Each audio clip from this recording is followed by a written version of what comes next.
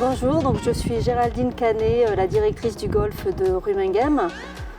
Nous sommes ouverts depuis avril 2018 et aujourd'hui, grâce à notre sponsor Terre d'Opale Habitat, nous accueillons 40 usagers qui viennent découvrir le golf.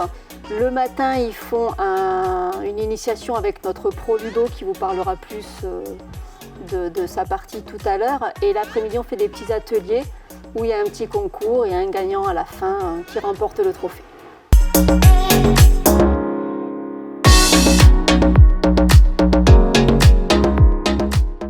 Donc, moi c'est Ludo, professeur de golf au golf de Rumenguem. Donc aujourd'hui on était réunis avec les établissements de Cap Énergie pour une compétition organisée par Terre d'Opale Habitat. Donc ce matin on était en initiation où en fait je leur ai montré un peu les rudiments du swing de golf. Et donc cet après-midi j'ai préparé 6 ateliers de façon à qu'ils puissent entre eux faire un concours intercentre et on fera une petite remise des prix donc pour eux.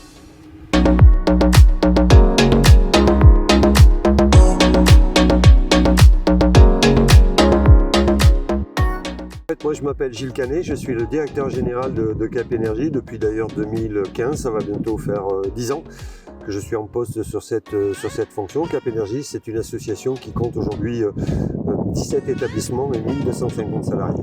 On vous a présenté la manifestation qui se tient aujourd'hui au golf de Rumenguem. Ce que vous devez savoir, c'est que les établissements qui sont opposés les uns aux autres, pour une joute évidemment très amicale, sont des établissements de Cap Énergie qui sont présents sur l'ensemble des départements de Hauts-de-France. La particularité de notre association, c'est d'accueillir des personnes en situation de handicap. Alors on a deux types d'établissements. Et les établissements d'aujourd'hui sont des établissements médico-sociaux.